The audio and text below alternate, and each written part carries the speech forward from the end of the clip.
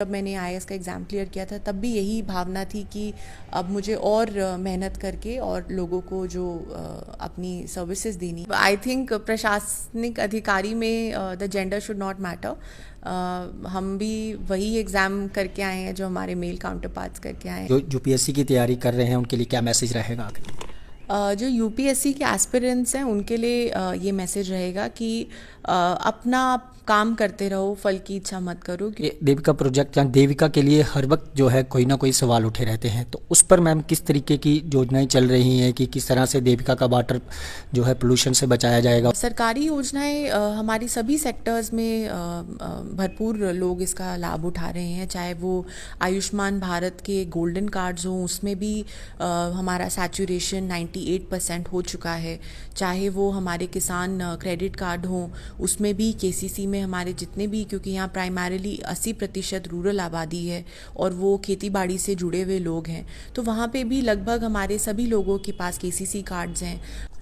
नमस्कार, आप देख रहे हैं अर्ली टाइम्स और इस वक्त हमारे साथ खास बातचीत करने के लिए 2016 बैच की आईएएस ऑफिसर सलोनी राय जी मौजूद हैं, जो इस वक्त जिला उधमपुर में बितौर जिला अध्यक्ष जो है उधमपुर को बखूबी चला रही हैं। मैम, सबसे पहले अर्ली टाइम में आपका स्वागत है। धन्यवाद जी। मैम, आपने कई प्रशासनिक पदों पर कार्य किया होगा, बितौर डिप्टी कमिश्नर आपका एक्सपीरियंस जो है उधमपुर में कैसा है?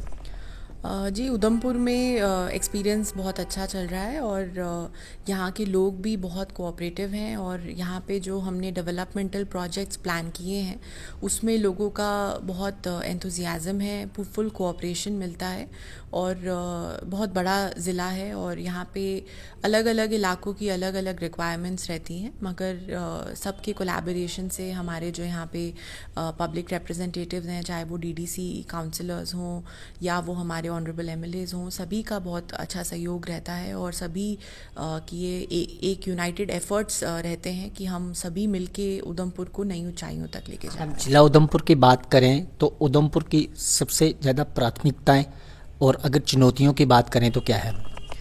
उधमपुर में मेरे लिए ये प्राथमिकता है कि यहाँ पे जो जिस तेज़ी से शहर बढ़ रहा है उस तेज़ी से शायद यहाँ का इंफ्रास्ट्रक्चर अकोमोडेट नहीं कर पा रहा है, तो इसमें अभी हमारा फुल फोकस है कि हम इंफ्रास्ट्रक्चर को अपग्रेड करें।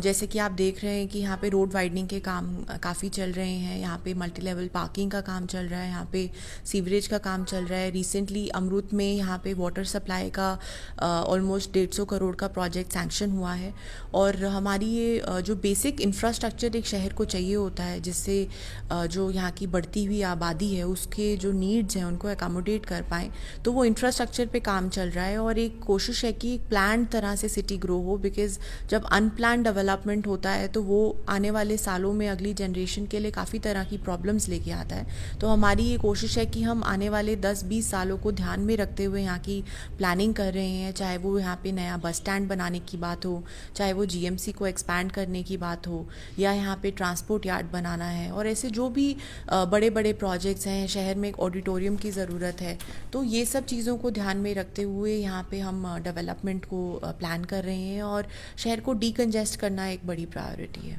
मैम, अगर सरकारी योजनाओं की बात करें तो सरकारी योजनाओं को उधमपुर की जनता तक पहुंचाने के लिए आपकी रणनीति क्या है और ऐसी कौन सी सरकारी योजनाएं हैं जिनका लोगों ने आज तक भरपूर लाभ उठाया है और अभी भी उठा रहे हैं? सरकारी योजनाएं हमारी सभी सेक्टर्स में भरपूर लोग इसका लाभ उठा रहे हैं, चाहे वो आयुष्मान भारत के गोल्डन कार्ड्स हों, उसमें भी हमारा सैचुरेशन 98% हो चुका है, चाहे वो हमारे किसान क्रेडिट कार्ड हों, उसमें भी केसीसी में हमारे जितने भी, क्योंकि यहाँ प्राइमरीली 80% रूरल आबादी है और वो खेती बाड़ी से जुड़े हुए लोग हैं, तो वहाँ पे भी लगभग हमारे सभी लोगों के पास केसीसी कार्ड्स हैं। चाहे वो प्रधानमंत्री आवास योजना ग्रामीण का फ़ायदा हो, अभी जो सर्वे चल रहा है उसमें हमारे पास 10,000 तक लोगों की अभी तक एप्लीकेशंस आ चुकी हैं, और वो प्रधानमंत्री आवास योजना शहरी इलाके का हो उसमें भी लोग बढ़ चढ़ के अपने रजिस्ट्रेशंस करा रहे हैं। तो हर स्कीम में हमारी कोशिश है कि हम सैचुरेशन करें। रिसेंटली प्रधानमंत्री सूर्य घर बिजली योजना जो लॉन्च की गई है उसमें भी हमें 1,000 से ज़्यादा एप्लीकेशंस आ चुकी हैं, जिसमें हाउस होल्ड पे सोलर प्लांट लगाने के लिए 65% तक सरकार सब्सिडी दे रही है।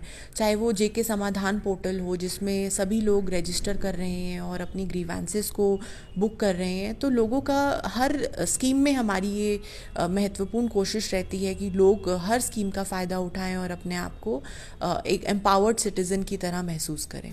हम अगर देविका की बात करें, तैयारी है जी, जो देविका प्रोजेक्ट आया था उसमें प्राइमरीली कंपोनेंट था सीवरेज लाइन ले करना, एसटीपी और आईपीएस प्लांट्स को सेटअप करना, और उसमें हमारे जो एसटीपीज़ की फंक्शनिंग है, तीनों एसटीपीज़ अच्छी तरह से चल रहे हैं। हम रेगुलरली अपनी टीम्स भेजते रहते हैं।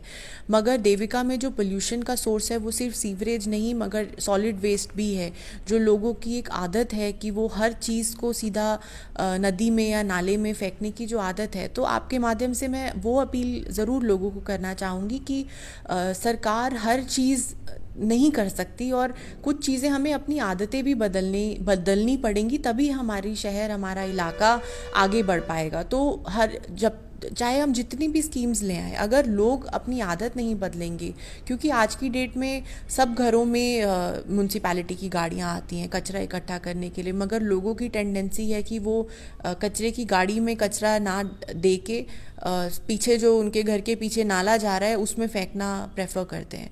तो ये एक बहुत ही दुखद बात है और उसमें हमें लोगों को ये अपील करनी चाहिए कि जो भी वो चाहे वो सीवरेज के कनेक्शन हो, इट्स वेरी अनफॉर्चुनेट कि लोग सीवरेज का कनेक्शन ना लेके अभी भी सीवरेज की डिस्चार्ज वो नाले में करना प्रेफर करते हैं। तो ये हम ऐसे लोगों पे बहुत सख्त कार्रवाई हमने करी भी थी और अब दोबारा भी करने जा रहे हैं। जो भी ऐसे कनेक्शंस हैं जो ओपन डिस्चार्ज देविका में कर रहे हैं या सॉलिड वेस्ट को वो देविका में कर रहे हैं, और सब्सिक्वेंटली जो देविका में एक लेगेसी वेस्ट चल रहा है उसके लिए भी हमें एक स्पेशल सैंक्शन की ज़रूरत है, क्योंकि there is a lot of waste जो एक रेगुलर क्लेanलीनेस ड्राइव से नहीं अचीव हो पाएगा। उसके लिए हमें we need some technical expertise also, क्योंकि जब बारिशें होती हैं तो ऑलमोस्ट फ्लडिंग लाइक सिचुएशन होती है जिसमें बोल्डर, सिल्ट वगैरह बहुत आता है।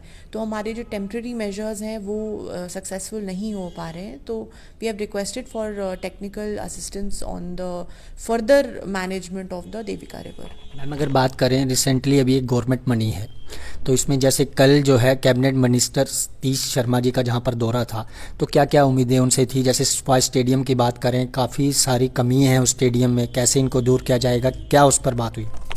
जी, कल ऑनरेबल मिनिस्टर वाज हियर और वो ज़िला के इंचार्ज मिनिस्टर भी हैं और उनके द्वारा यहाँ पे रिव्यू हुआ।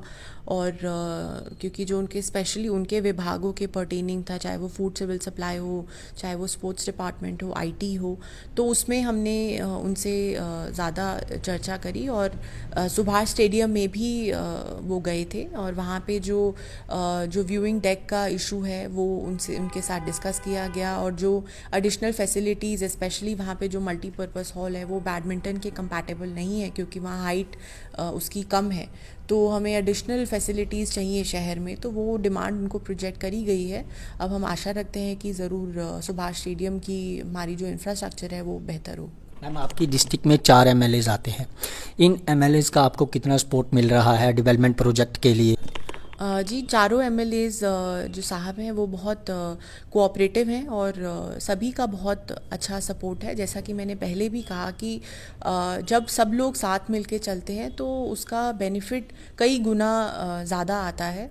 तो सभी चारों ऑनरेबल एमएलएज का बहुत अच्छा सपोर्ट है। We are working as a team, और उनकी भी जो पब्लिक रिलेटेड जो भी वो चीज़ें लाते हैं वो हमारे लिए हम प्रायोरिटी पे उनको डिस्पोज ऑफ करते हैं, और हमारी भी उनसे जो भी गुजारिश रहती है वो बहुत अच्छे से उसको हम रिस्पेक्ट देते हैं, और हम एज अ टीम ही हमेशा काम करते हैं। मैम आप एक महिला अधिकारी हैं, महिलाओं को प्रशासन चलाने के लिए किन किन विशेष चुनौतियों का सामना करना पड़ता है?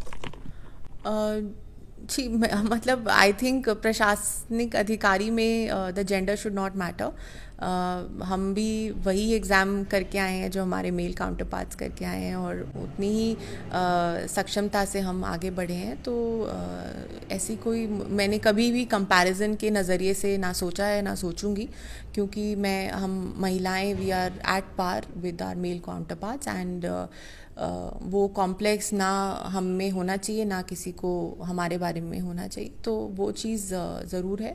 However lady officers do have to juggle much more than the male officers, but having said that I think महिलाएं उतनी सक्षम भी होती हैं कि वो हर चीज़ को अच्छे से बैलेंस आउट करके मैनेज कर लेती हैं। तो इट्स गोइंग वेल सो फार।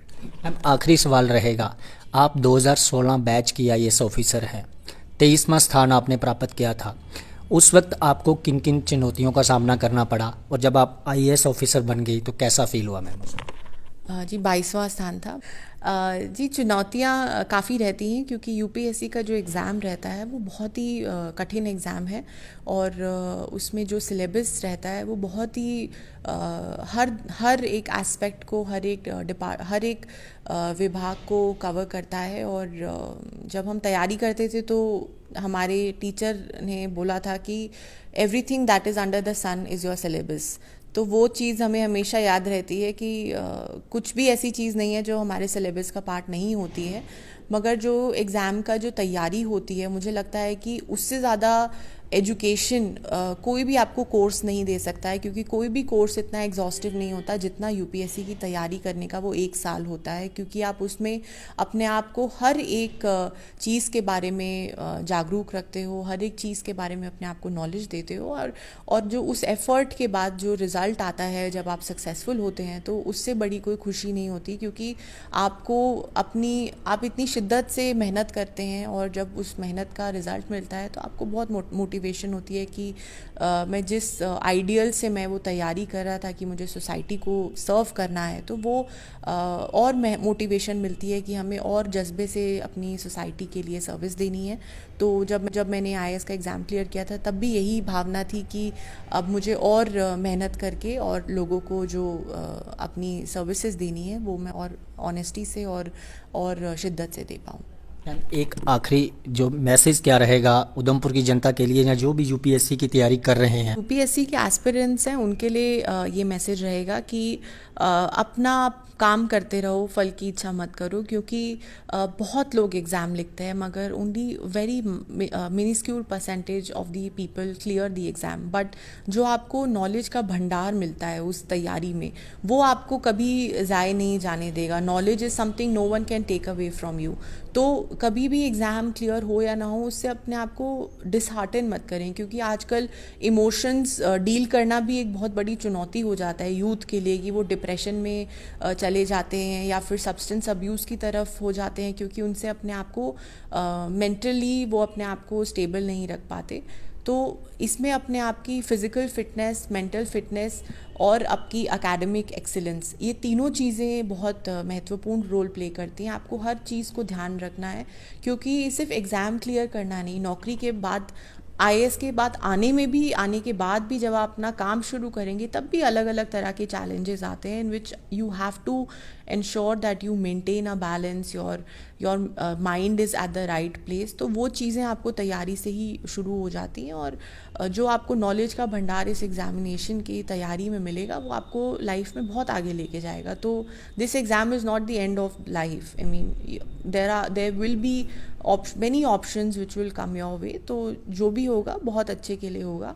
और लोगों को मैं यही आपके माध्यम से कहना चाहूँगी कि जितना हम as a team civil society और गवर्नमेंट साथ मिल के काम करेंगे, उतना हम शहर को आगे लेके जा पाएँ। और उधमपुर, मैं चाहूँगी कि सिर्फ जम्मू कश्मीर का ही आइडियल डिस्ट्रिक्ट ना हो, मगर देश में एक आइडियल डिस्ट्रिक्ट बने, और ग्रीन एनर्जी की तरफ, सस्टेनेबल डेवलपमेंट की तरफ हम काम करें। ये हमारा विज़न है, क्योंकि जैसा कि हम देख रहे हैं ग्लोबल वार्मिंग हो रहा है, यहाँ पे हर चीज़ के पैटर्न बदल रहे हैं। इस बार हमने देखा वाटर स्कैर्सिटी एक बड़ा इशू बनता जा रहा है, या ड्राई स्पेल्स बढ़ते जा रहे हैं। तो इसमें हमें एक रिस्पॉन्सिबल सिटीज़न होते हुए अपना कंट्रीब्यूशन हम कैसे दे सकते हैं, चाहे हम ग्रीन एनर्जी की तरफ स्विच करें, चाहे हम वाटर कंजम्पशन को अपना कम करें, चाहे हम वेस्ट जनरेशन में अपना अपना कंट्रीब्यूशन दे, ड्राई और वेट वेस्ट को सेग्रीगेट करके हम अपने घर पे अपने आंगन में कैसे वेट वेस्ट को प्रोसेस कर सकते हैं। ये छोटी छोटी चीज़ें भी बहुत बड़ा वैल्यू एडिशन देती हैं। तो लोगों को यही अपील रहेगी कि अपने आप को हम कैसे कंट्रीब्यूट कर सकते हैं सोसाइटी के लिए, उस नज़रिए से सोचें और सिर्फ अपने व्यक्तिगत इंटरेस्ट को ना देखें, मगर एक बड़े इंटरेस्ट को देखें कि हम सोसाइटी में, अपने शहर में, अपने देश में कैसे हम अपना कंट्रीब्यूशन दें। उस चीज़ पे काम करना बहुत ज़रूरी है। Thankful to talk with Early Times. आपने देखा ये थे डिप्टी कमिश्नर उधमपुर सलोनी राय जी। किस तरह की बात हमारी इनके साथ रही, आप भी कमेंट बॉक्स में अपनी राय जरूर रखिएगा। फिलहाल आप देखते रहिए अर्ली टाइम्स के लिए अश्विनी शर्मा की रिपोर्ट।